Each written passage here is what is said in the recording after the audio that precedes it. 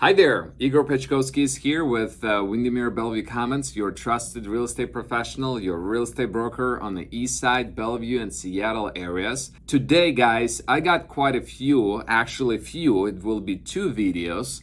I feel like I put a little bit extra work into that I usually do. So I hope you will enjoy those. In the video number 1, which is this one, I want to recap 2021. We're gonna look back of where this year had been, what are the latest numbers. I got a bunch of stats. We'll review a little bit more inventory of where things had been so far, and got some comparisons for you as well in different counties on how the market had been and why this year, 2021. And in a second video, we actually will look into a future a little bit. And I want to look with you into 2022 and look into some office pipeline, what is Amazon is doing. I got a bunch of good articles with you to share. We will enjoy that one too. We'll kind of try to answer questions if we think the prices will go down or not. That'll be a purpose of the second video. So, and actually something quite exciting happened today. Conventional loan limits had changed, and that information just came in about 2 hours ago. So I've got a bunch of good stuff for you. Make sure to stay here until the end and check out definitely both videos. I'm quite excited for the second one as well. So I'm gonna stop mumbling. Let's get right into it. Folks, let's start with the east side. The story of 2021 being pretty simple. Extremely low inventory, extremely cheap money to borrow, and extremely high demand to buy houses. Done. That's it. The whole year.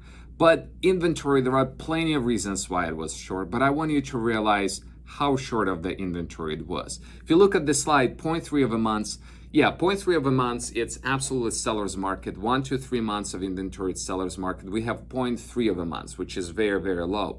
But how low is it actually? In the months of October, we had 185 houses for sale in the whole east side in the whole months. 185.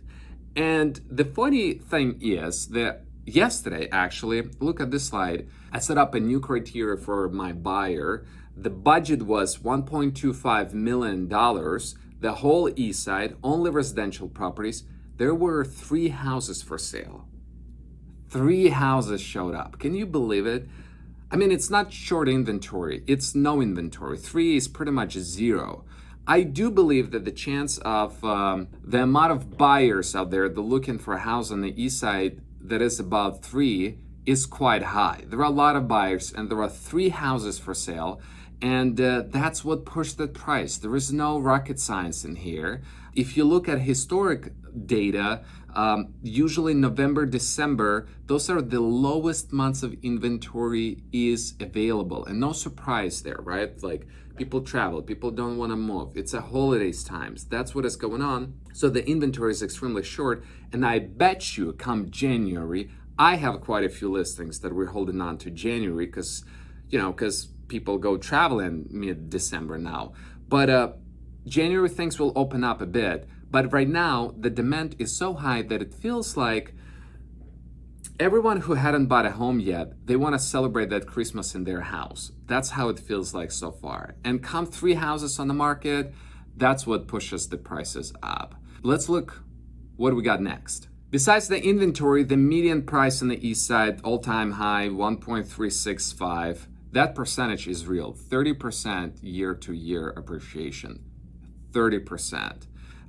We have, if you look over numbers, 67% multiple offers. I mean, it's less than 70% coming in September, and we're gonna have numbers for November and December now soon. But the bottom line is it's extremely busy. Number of sales, 479, median difference from list price, 12%.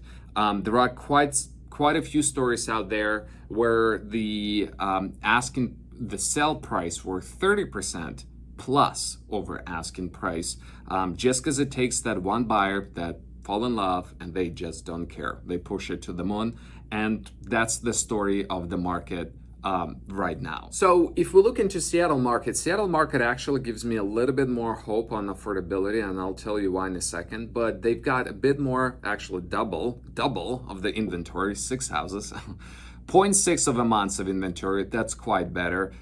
If we look at the median, it just kind of sticks there around 850,000, 6% year to year. Well, 30% is awesome. If you own the property in Bellevue, is awesome. But I don't think we'll see it long term being 30% every year. This year been quite a unicorn.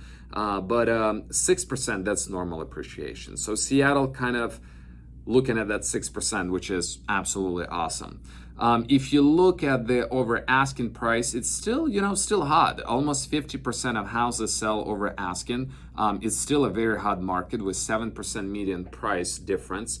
But the reason I believe that Seattle will be a little bit cooler just because they have more townhome inventory coming up. If you look into South Seattle particular, Beacon Hill, Rainier Valley, Georgetown, there are a lot of locations there where there is absolutely a great amount of townhome inventory available because the zoning allows it, where we don't really have that, almost don't have that in Bellevue. It would be really good if Bellevue would change zoning to allow quite a few more townhouses, but over there in Seattle, it's a fairly affordable way to add inventory. And in the place of one house, you can build 4 or 5 townhomes, and this product is quite popular.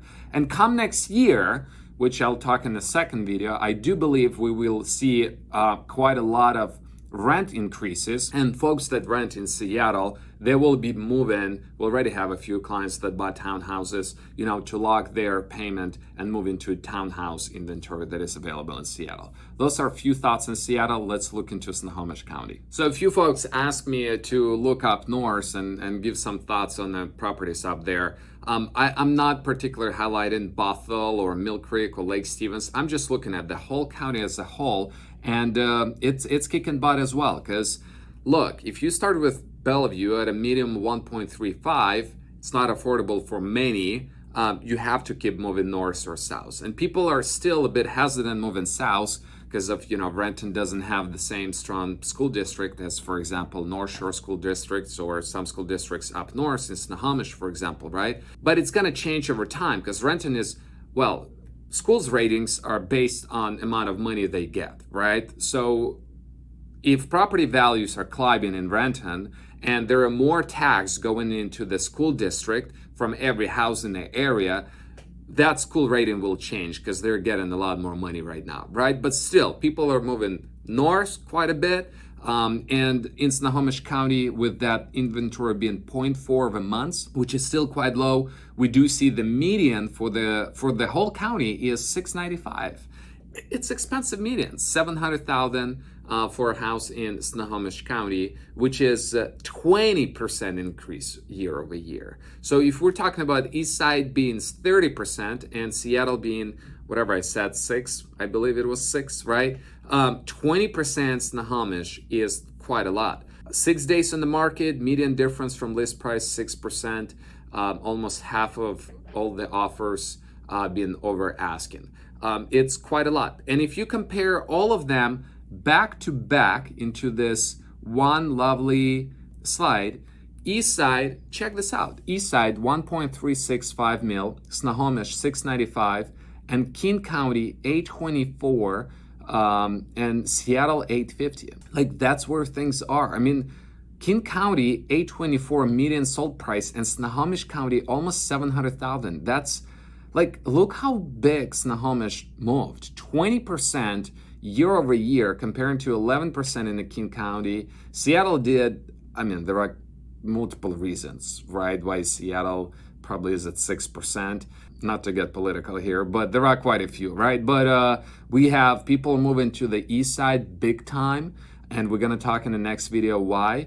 Snohomish 20%, 11 King, and Seattle 6% change from the last year.